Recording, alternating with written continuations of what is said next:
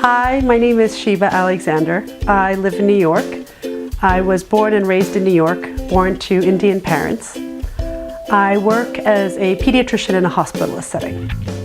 So growing up in New York has been a very interesting experience, especially people talk about how New York is such a melting pot of different cultures and ethnicities. I actually had an interesting experience growing up, being a child of Indian parents. So we have that culture. We're Catholic, so that brings on another set of factors. And I grew up in New York, which was basically, you know, the world in an island. So my friends vary from American to Caribbean to Asian to European, and it's been a great experience. While growing up in different cultures and even religious perspectives, it's been great to have the variety in my life. At the same time, it also has brought certain clashes that I think I struggle with, even to today, in terms of my own identity and sexuality.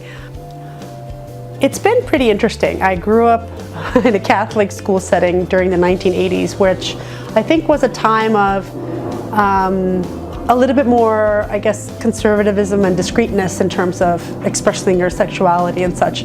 Growing up in a Catholic school, it was definitely, we were taught things like sexual education and such, but we were also taught that these were things that one didn't delve into or even engage in until you were an adult.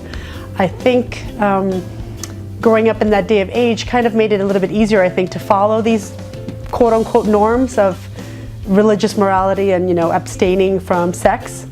That definitely changed in high school, where high school was more of a, some of it's also that we're all, you know, in that age where certainly people are thinking about sex more often. I think the 1990s brought in a little bit more freedom in terms of what was talked about.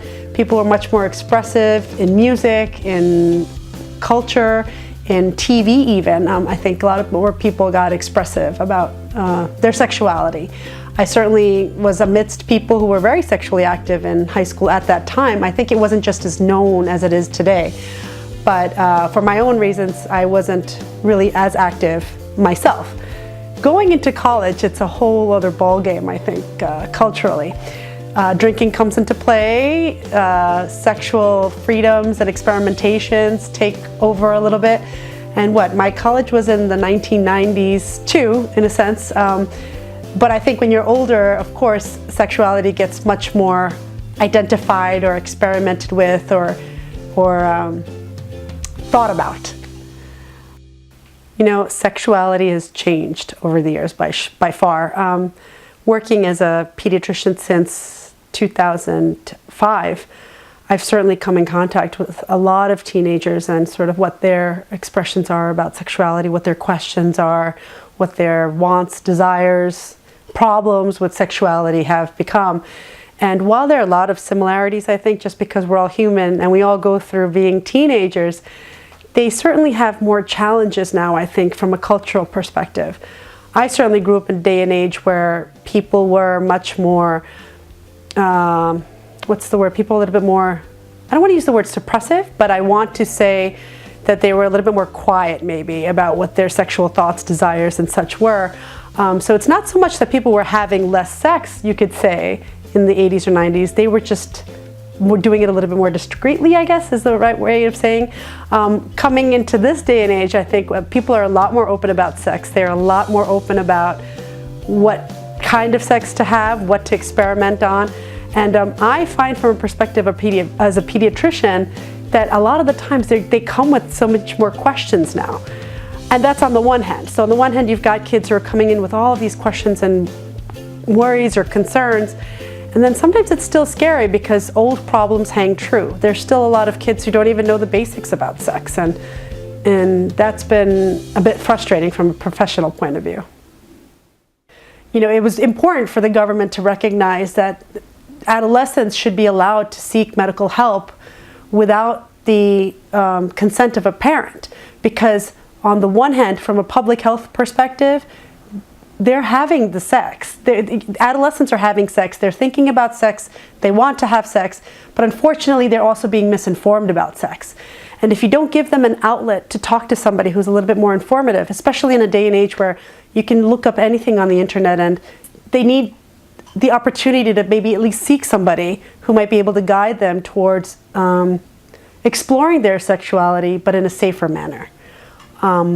I know that we live in a climate, day and age where the clash still continues. Do we even talk about sex? Do we discuss sex? Should kids be having sex? But the truth of the matter is that they are having sex. They've been having sex since I was in high school. The question is, do we at least give them the right information to make the proper decisions about sex? You know, and I think it's really important to keep that awareness going. And I'm grateful in this day and age that there's a little bit more that can be done.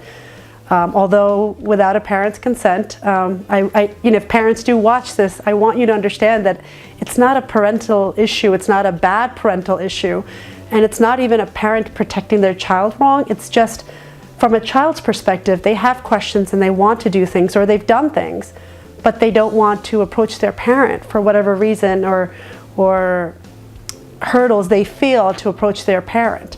And so I hope that parents seeing this or watching this will get the perspective of at least being okay with them coming to another professional, even if it is without you, parent, that at least they can get some information and make their decision based on the foundation you've given them.